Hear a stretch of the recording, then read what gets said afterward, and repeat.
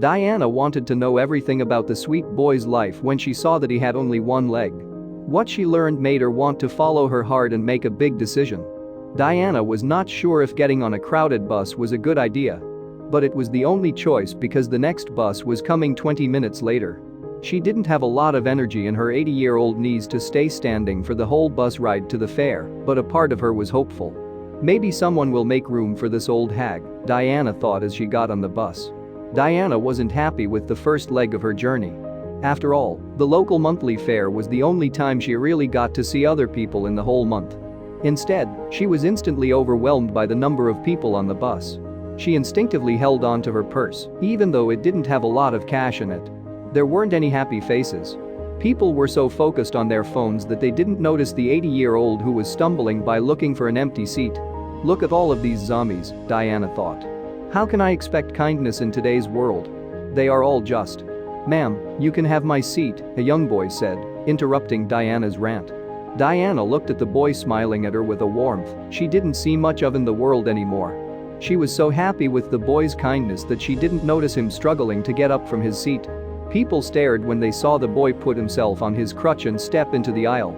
A child in the back yelled, "Mom, Dad. Look at this boy's foot."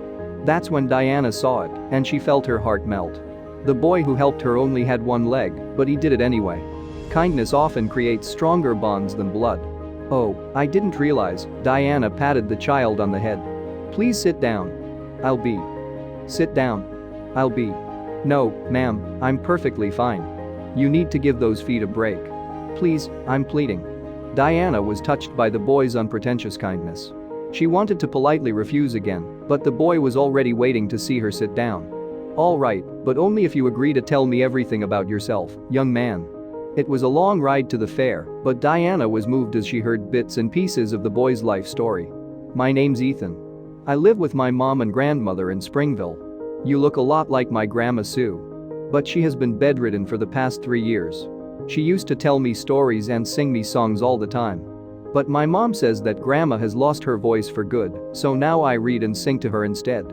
She then smiles, just like you." Ethan gave. "But what does your mom do?" Diana asked. "Everything. Mom works as a waitress during the day. After lunch, she rushes to the mall, where she works at another cafe. She is also learning to be a hairstylist. When she has time in between, she cooks for birthday parties and other events in the neighborhood. Since her dad died, she's never stopped worrying.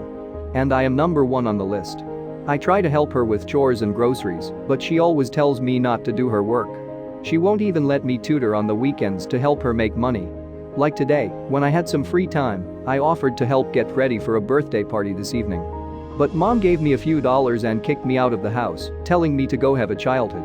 Ethan and Diana laughed, but Diana was secretly lost in thought, thinking about how hard his mother's life must have been. "Your mom sounds like a strong woman." Diana grinned. "She reminds me of the younger me. You'd better listen to her because there's no way to win. My dad told me the same thing, and he was the strongest person I've ever met. He liked her so much." For the first time in the conversation, Ethan got choked up.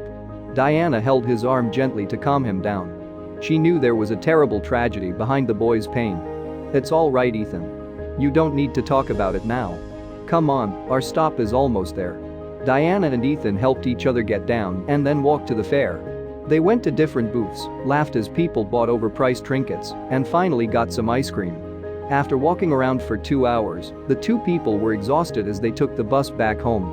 Sitting next to Ethan, Diana couldn't stop thinking about his kind act and life story. Something about this child's story felt personal, and Diana wasn't ready to just let it go as a chance meeting. "Ethan, could you give your mother a call?" Diana asked. "Tell her an old woman you met on the bus invited you to her house for tea and a piece of pie." Ethan was hungry and smiled at the thought of warm pie. He told his mom about meeting Diana, and she was happy to give him permission. That night, Diana made her trademark blueberry pie for the first time in months. And in the conversation that followed, Ethan talked openly about his father for the first time in months. "He is my hero. He was my catching partner. He was the guy who made even the most boring subjects in school interesting to study. And I was embarrassed by it at the time, but he was my biggest fan." Diana held the boy's hand as he spoke. "Dad and I were driving home from my basketball game. I still remember how angry and sad I was that my team had lost. It was a minor match that didn't mean anything. But at the time, I didn't know that I was wasting my last conversation with my dad by throwing a fit. I didn't think we were minutes away from a car crash that would break my leg and kill my hero. Instead, I was busy getting mad at him. "You should have gotten me those new shoes, Dad. I really needed them today," I said. Ethan still remembered how calmly his dad responded to his immature tantrum. "Son, the blessing wasn't having those shoes. The blessing is having 2 feet, a focused mind, and the ability to keep practicing until you get better." Diana was stunned by the powerful words of the man she had never met. "My dad," Ethan went on, "was a therapist and trainer for Paralympic athletes. He lived to give hope to disabled athletes who had given up because of an accident or something else." Ethan tried hard to hold back his tears. "Do you wish he was here to talk you through your problems?" Ethan was surprised that Diana knew exactly what he was feeling. He let his guard down for the first time since his dad's funeral and cried. "I remember what he once told a one-legged athlete who came home in the middle of the night. The man had lost his leg in an accident and wanted to quit everything and go away. My dad was the one who took care of him while he was recovering. He said, 'My man, think about what you have. Always. You have 2 arms. The eyes. Brilliant mind. The desire to be the best at your sport. A family that stands by you. Don't think for a second that any of these things are less important than a leg.' These words always stay with me. I try hard to live by them. I hope I'm doing them justice." Diana tried to hide her tears as she comforted the young boy. During the next week, Diana couldn't stop thinking about Ethan. It made her want to talk to her own son, who hadn't seen her in a year. She called him several times, but he never picked up. This didn't surprise her. When that happened, she decided to do what her heart told her to do. Ethan came home from his weekly trip to the grocery store the following Sunday. His mother was making lunch, and his grandmother was in bed trying to read the paper. At that moment, someone knocked on Ethan's door. "Mrs. Dale?" He had given up his seat on the bus to the fair for the same old woman. Diana smiled and waved at Ethan when she saw his mother coming up to the door. "Greetings, Ethan." "Hi, you must be Ethan's mother." Diana gave them a handshake. "I just showed up today to surprise you." Diana said, "I wanted to tell you something." The mother and son both looked interested. "You don't know this, but I own the city's biggest chain of shopping malls. I didn't come from a wealthy family, so hearing about you, Ethan's mom, made me think of myself when I was younger. When I lost the love of my life, I was about your age. And at that moment, when I was trying to keep my life together and make a comfortable life for my little boy, I wished there was some miracle that would give us a hand and take us out of years and years of struggle. My son has a nice life now, and if he doesn't bother to call me, that means he's doing well for himself." The look of disappointment in the old woman's eyes made Ethan's mother sad. "I wondered if it would be okay to give all of my money, my big house, and all of my comforts to someone else. I doubted that anyone in the world today, including my own son, still knows how important kindness and family are.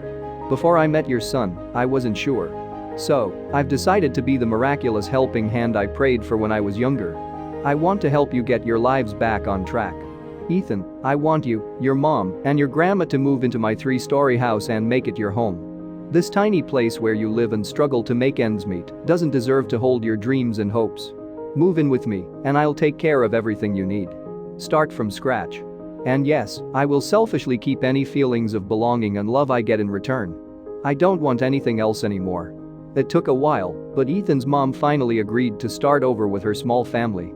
Diana bought Ethan the most up-to-date prosthetics, which gave him new confidence and freedom.